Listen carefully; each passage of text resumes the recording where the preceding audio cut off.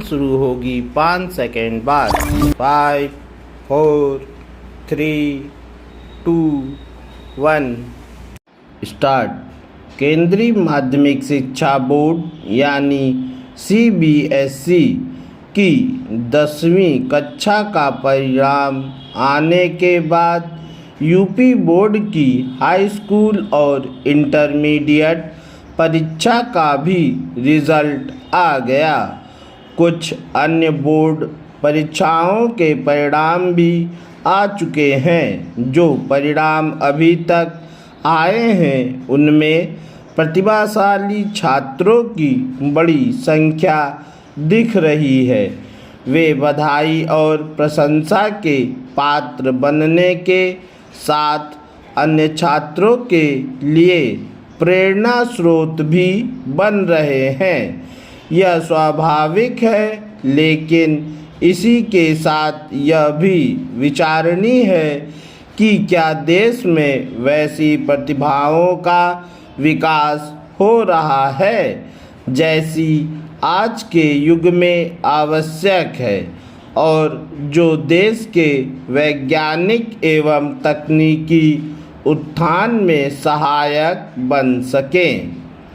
हम इसकी अनदेखी नहीं कर सकते कि वैसी गुणवत्तापरक शिक्षा नहीं दी जा पा रही है जैसी समय की मांग है। एक समस्या यह भी है कि बड़ी संख्या में छात्र विदेश पढ़ने के लिए जाते हैं। उच्च शिक्षा के लिए पश्चिमी देशों के साथ विकासशील देशों में भी पढ़ने जाने का चलन बढ़ा है। आखिर ऐसा क्यों है? इस पर न केवल गहनता से विचार होना चाहिए बल्कि उन कारणों का निवारण भी करना होगा जिनके चलते ऐसा हो रहा है। इसी के साथ यह भी देखना होगा कि शिक्षा संस्थानों में शोध एवं विकास की गुणवत्ता कैसे बढ़े। भारत शोध पत्रों की संख्या के मामले में तो तीसरे स्थान पर है, लेकिन उनकी गुणवत्ता के पैमाने पर कहीं पीछे है। इसका एक बड़ा कारण यह है कि भारत अपनी GDP का 1% भी शोध पर खर्च नहीं करता, जबकि कई विकासशील देश 4-5% तक करते हैं। शिक्षा संस्थानों में उन्नत प्रयोगशालाओं और प्रशिक्षण का अभाव भी गुणवत्तापूर्ण शोध में बाधक बन रहा है।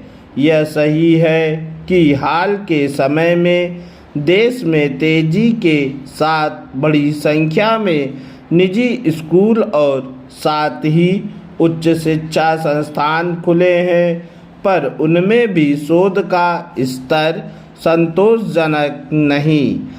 निजी शिक्षा संस्थानों का नियमन भी सही तरह नहीं हो रहा है। इसका एक उदाहरण निजी स्कूलों की मनमानी का राष्ट्रीय मानवाधिकार आयोग की ओर से संज्ञान लिया जाना है।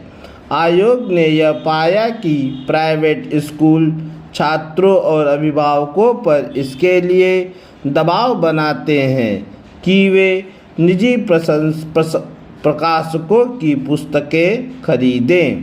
आयोग ने इसे लेकर सभी राज्यों को नोटिस जारी की है।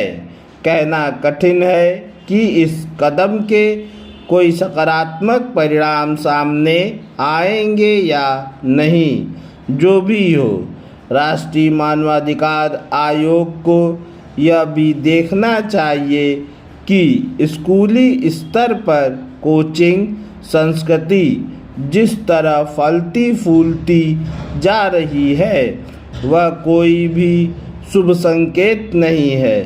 पहले प्रतियोगी परीक्षाओं के लिए शुरू हुई कोचिंग ने एक उद्योग का रूप लिया। अब स्कूली शिक्षा की कोचिंग भी एक उद्योग बन चुकी है। यह बिल्कुल भी ठीक नहीं। पूर्ण विराम।